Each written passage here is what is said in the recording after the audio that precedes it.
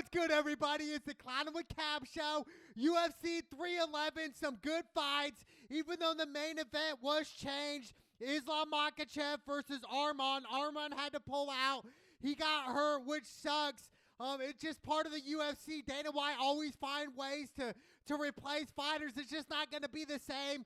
Obviously, Islam's going to run through Morocco. I mean, this guy's okay. He's 25. Or he's 25-1, but I just think, man, like, I thought they'd replace him with somebody else, maybe a little bit better challenger for Islam Makhachev, but we got to understand, Islam is the current champ. He's 26-1, only lost one time in the UFC, and he's under Khabib. And if you're getting coached by Khabib Nurmagomedov, one of the greatest UFC fighters of all time, a fighter that went 29-0, who never lost in the UFC, obviously, you're going to be great, and you're going to learn some different things from Khabib. So, obviously, I'm going heavy on Islam Makhachev. 100% take him to win, probably by submission. I think he's going to take this guy down and just work his way in. I mean, the guy he's fighting is kind of predictable. I'll give him some credit. Obviously, in the UFC, you're one shot away from winning. I mean, that's the beauty of the UFC. That's the beauty of the fight game. But obviously, I'm going heavy on Islam, man. I think Islam dominates. And what's next for Islam? I think what's next for him is to go up to 170. I think that's the better move for Islam. I think staying at 155, we got to realize Islam probably walks around about 180, 190, just regular weight, no training camp, not getting ready for a fight. So he's obviously more heavy. So I think fighting at your natural weight class is more challenging, number one. And number two, I think Islam 170's better fighters than 155ers right now in the UFC. So I would love to see Islam go up in weight. I don't want to see Islam go to 145. That'd be terrible. I want to see Islam fight at 170. Kind of like how I wanted to see Khabib fight at 170, even though he fought at 155. A lot of these guys cut a lot of weight. And cutting weight is huge in the UFC, and it's very difficult. And obviously, it cannot be healthy for you, dehydrating your body, your brain. You could get knocked out a lot quicker doing that. So I think Islam's next step, sometime at the end of this year, if not summertime, I think he's going to run right through this guy. I think he should go to 170. Why not? Fight Beal, fight somebody, fight Colby Covington, even though Colby's been losing a lot of fights. I think, fight him, fight somebody at 170 just to challenge yourself a little bit more, because I think Islam is going to run right through 155. I really do. I don't see him ever losing at 155 right now. So, I mean, yeah, he could go to 145 and fight Topuria, but I just don't think that's a good idea. What good is it? For the money, I don't think Islam wants that anyway. He's already got the bread. So I just think Islam to go to 170 makes more sense to me. But I'm going heavy tonight on Islam Makhachev, probably by submission. So take Islam all day, every day in this matchup. But the best fight on this card, in my opinion, who I want to see, I just want to see somebody get knocked out, Yuri versus Jamal Hill. And Jamal Hill, he likes to talk crap. A lot of fighters do. And Jamal Hill even came out, gave an excuse of why he lost to Alex Pereira. It's like, come on, bro. Both of these fighters have lost to Alex Pereira. There's no excuses. But, however, Jamal Hill's excuse was, the Herb Dean got in the way and messed up the flow of the fight. Like, come on, bro. Like, Jamal Hill, you just got knocked out, bro. Like, just admit it. Just accept it. Accept that you just got knocked out by Alex Pereira. Don't make excuses about, the ref got in the way. No, bro. You went forward, number one. And number two, he sparked you. So, change it then, Jamal Hill. If you want to talk all this crap, I want to see you knock out Yuri. I just don't think it's going to happen. I think if it's going to be a brawl, I think either or could get knocked out. I think Yuri could get knocked out, and I think Jamal Hill could get knocked out. But if it's going to be a technical fight, I would lean more towards Yuri. And I just think Yuri, he's not really technical, though. In his past couple fights, even against Alex Pereira, he was just eating leg kick after leg kick. So I would like to see Yuri just mix it up here. Throw some leg kicks. Maybe shoot for a takedown or two. I mean, Yuri is a former champion, so he knows what he's doing. He's 35. He's 35-1 in the UFC. So I just like Yuri in this matchup. I really do. I'm leaning more towards Yuri. I just think, just his ability, man, to just move in and out. I'm not dismissing Jamal Hill. Yes, Jamal Hill's 12-2. He's a former champion as well. I mean, he's done some great things in the UFC, but when I saw from Alex Pereira, him getting sparked Literally, him getting just demolished, bro. It's like, come on. You talked all that crap leading up to that fight. You wanted to mock Alex Pereira, and then you wanted to, do all types of crazy stuff, and then you get knocked out, and then all of a sudden you make a huge excuse of why you got knocked out, and you blame Herb Dean, of all people. Like, come on, bro. It's not a good look. Let me get Yuri right now. I think Yuri's going to win. I can see this fight going to decision. However, I think someone's going to get knocked out in this fight. I really do. So I'm leaning more towards Yuri by knockout. I just think Jamal Hill likes to run his mouth. I think his reign in the UFC is coming to an end. I could be wrong, though. We could see Jamal Hill spark Yuri. Somebody's going to get knocked out. Even though I was kind of leaning more towards a decision. If it goes to decision, I think Yuri's got it. But I think somebody's going to get knocked out in this matchup. I really do, dude. So let me get Yuri over Jamal Hill in a close fight. But by knockout, Yuri over Jamal Hill. And then I can't wait to see what Jamal Hill's going to say next after he gets sparked. I just can't wait. And then another intriguing matchup, probably the fans' favorite matchup, is Umar Nurmagomedov versus Merab. Merab is 18-4. He is the current champion right now. Umar is undefeated, 18-0. He's the up-and-comer, man, and he's the favorite, and he's not the champion. It's kind of crazy. We don't really typically see this a lot in the UFC, where the current champion, Merab, is the underdog. Right now, if you were to take Merab at plus money, it's plus 210 right now. That's kind of interesting, right? A current champion right now is the underdog. Like, that's crazy to me, bro. That is insane. Vegas is telling us something. Right now, I'm probably leaning more towards Umar.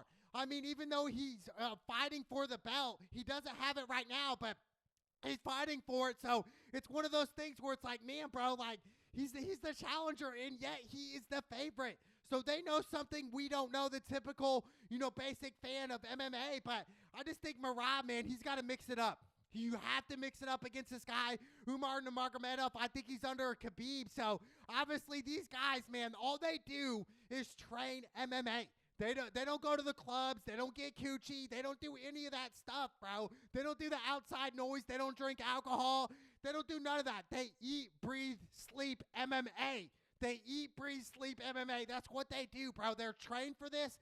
They've been training since they were like 3 or 4 years old, bro. So I think Merab, man, he's kind of in that limelight right now. He's probably out in the clubs getting coochie, all that other stuff, man. All that distraction. So it makes sense why even the champion right now is an underdog.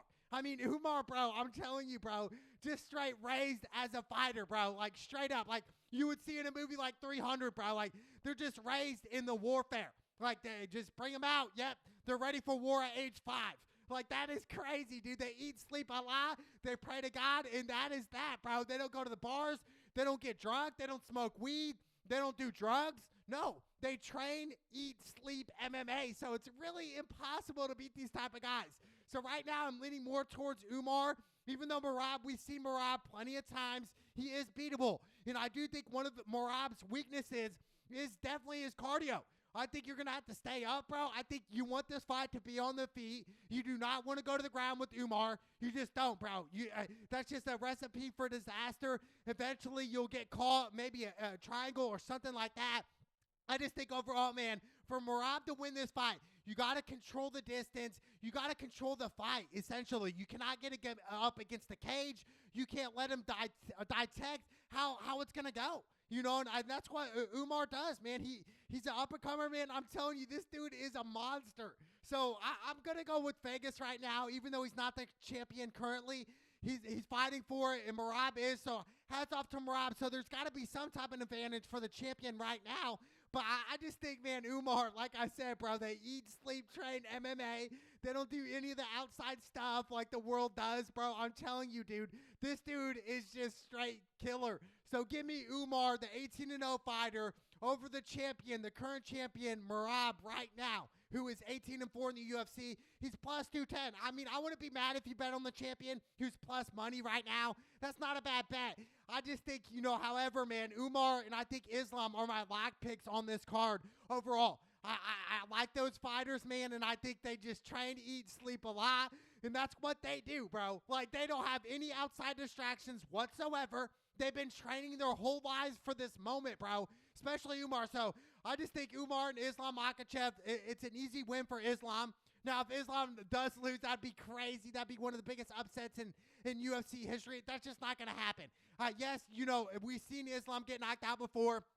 That was like a decade ago, though. That was almost a decade ago. So I love Islam and I love Umar. My lock picks on this card. And then we have Kevin Holland fighting right now. Kevin Holland, man, he's been in the UFC for a minute. He's 26-12. He fights anybody and everybody.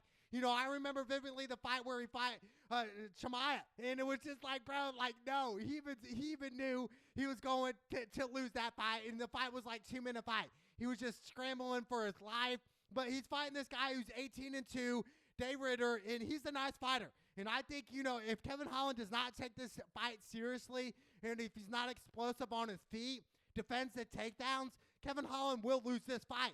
But Kevin Holland, man, I don't think he's fighting for money anymore, bro. He's fought so many times in the past, like, 4 or 5 years. It's crazy. So, you know, Kevin Holland's bagged up, you know, got the bread. But I just think for right now, Kevin Holland's just doing it for entertainment purposes. I really do. I truly believe that. I think he's just in there just to entertain the fans. He's like, hey, I'm just here, you know, I get it, the money's nice and all this and that, but I truly believe Kevin Holland's just in there for entertainment purposes, just to build his name for, you know, after he fights in the UFC. Maybe he'll become a commentator, something like that in the UFC. I could see Kevin Holland doing that because Kevin Holland's been a good businessman for the UFC and Dana White. When they need him to step up, he takes fights no matter what, just like the Chimaev fight a couple years ago. Like, he took that fight on literally a day or two notice because Chimaev went overweight. Chimaev was supposed to fight Nate Diaz on that card. That ended up going out. So it's like, okay, Kevin Holland, we got respect for you. But right now, man, this fight is definitely a coin flip fight. You know, give me Kevin Holland right now, but we'll see how these fighters walk out. Sometimes I like to see their faces when they walk out to the octagon to see what they're looking like, see their body language, you know, see what their eyes are telling you in the camera. Because a lot of the times, yes, sometimes it can be deceiving. You know, I remember vividly about 8 years ago when Ronda Rousey, she came out and she fought Amanda Nunes and she looked mad. She looked ready to go. She was like, I'm going to knock Amanda Nunes out. That's what her face was telling you. But it was a disguise. And obviously, you know, Ronda Rousey got knocked out by Amanda Nunes. But that's just an example. Sometimes the fighters might portray an image where, hey, I'm going to knock this guy out or something. But come on, let's pump the brakes. Sometimes the body language can lie to you. And that was one of the times. But hats off to Ronda Rousey, one of the best female fighters in UFC history of all time. Obviously, Amanda Nunes is the greatest female fighter ever in the UFC. So shout out to her. But, you know, give me Kevin Holland right now slightly, but I can't wait for that. But the best matchup, I think, is Yuri and Jamal Hill, man. I just want to see a legendary fight. I want to see both guys going in and swinging for the fences. And that's what I think Yuri and Jamal Hill intrigues me a lot because I think it's just going to be a knockout type of fight. It's going to be a dirty fight. It's going to be a bloody fight. And both men are in there to kill each other, man. So I cannot wait for that fight. And then Merab versus Umar. Give me Umar Islam for my lock picks for UFC 311. It's the Cloudaway Cab Show. Let's go!